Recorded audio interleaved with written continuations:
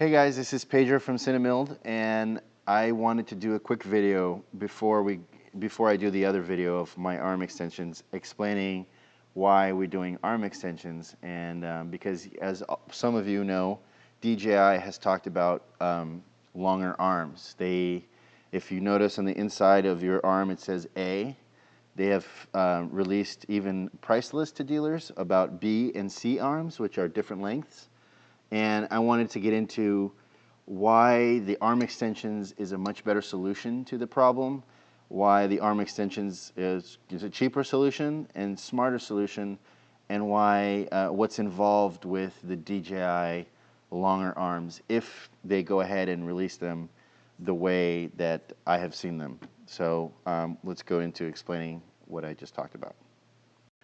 So I'm going to talk a little bit about the longer arms that DJI is proposing to release and what's involved with those arms. So basically, they're talking about replacing from here on forward, from this whole section here, right? Full-on arm sections. So if they sold you just the arms, the big problem that I see, and I've discussed with them and they've talked to me about, is the fact that you have to disconnect the motor from the arm to replace the arm. So that's the biggest hurdle. So what's the big problem with that, right? It sounds simple, but it's actually quite difficult. So as you see here, there's a cap, right? So the first step, you would just take these 3 screws off. Once you pop the cap off, there's a circuit board in there, and there's this cable that runs down the arm that runs inside of here. There's a small plug, right? A small little plug that plugs into the circuit board.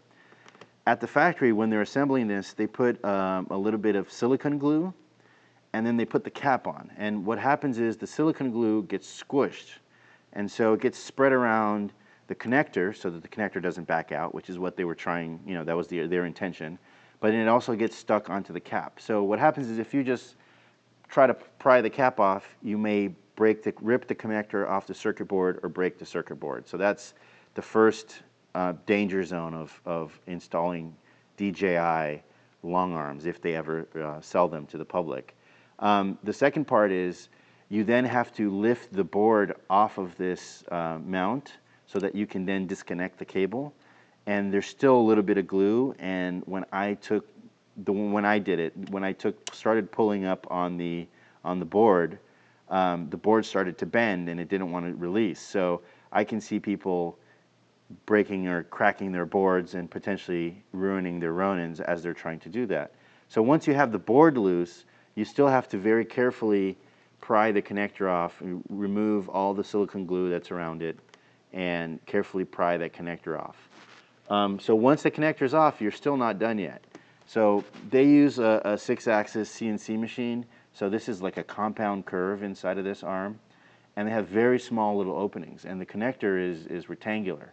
So what you actually have to do is you have to turn the connector sideways and start to carefully fish it through these angles. And invariably what happened, and some beta testers did, is as they were doing that, they ripped the end off the connector. And this is like a little multi-pin, very small connections. So that's yet another step or phase where you can damage your Ronin and make it inoperable.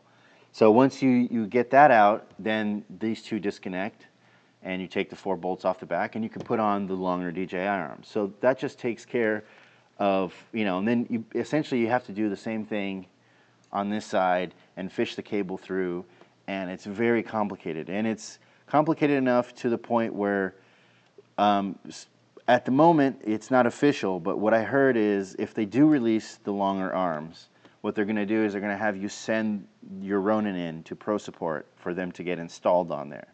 So where does that leave you? That leaves you without a Ronin for a week or more, and also it leaves you with a long arm Ronin. And if you have a short build or you have a DSLR one day, it doesn't help you at all to have a really long-armed Ronin. You only use a long-armed Ronin if you need it.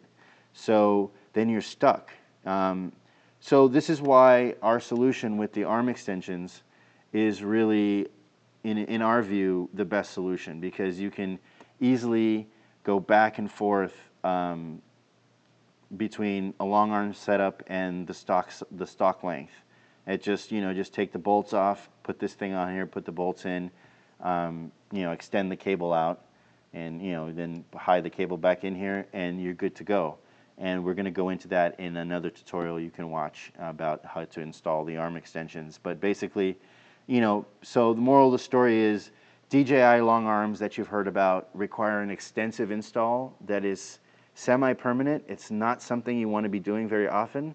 And with these guys, you can go on and off as much as you want. Easily within 10 minutes, you can put these on and take them off. The other note that I have is that if you lengthen the bottom arms, you kind of need to lengthen the top arms. Of course, you can just you can slide this back, but eventually you're going to run out of room to slide it back. So to run something like a really long arm setup, you really need to extend this out. And DJI hasn't mentioned that they were going to sell that. So the other fix is just to put more weight back here. You could put an MDR, some sort of transmitter, and add weight to the back, and this lets you slide back that way. So that is the other thing, is that they haven't talked about anything to address the fact that you need to lengthen this top arm. So with our short extensions, you can, with a lot of setups, you'll be okay this far back, and especially if you add a little bit of weight towards the back. But we will be releasing a drop-down extension as well. All right, you can cut that. So I just wanted to go over some of the main disadvantages that I laid out in this video, just to make it very clear. Basically, just how difficult the install is, and we know this is true because some of the beta testers managed to still damage some components as they were trying to install the arms. It's not an easy process, and you have to do it very carefully and very calmly and take your time with it. And even so, you may still cause some damage. So, this is nothing you could do on set, for example, when somebody's rushing you. And our arm extensions, you can swap back and forth in like 10 minutes. That's easily something you can do on set, in between setups even.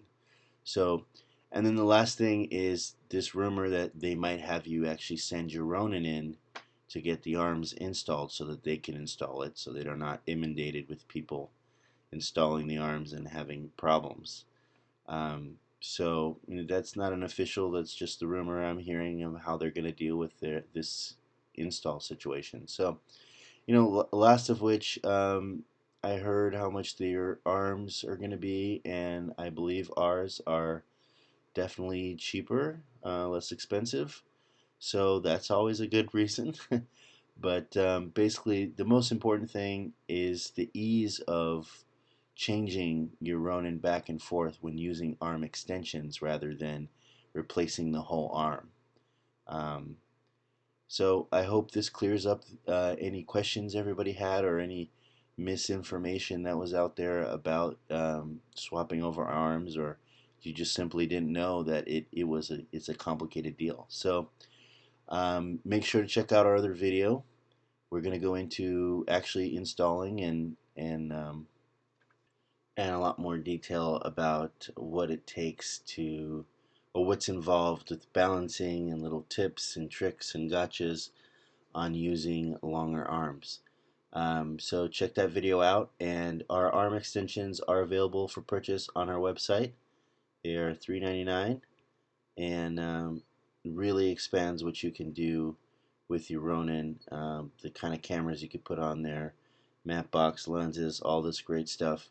So check out the next video, the video about the arm extensions, and you'll get the full picture of all that you can do now with the arm extensions.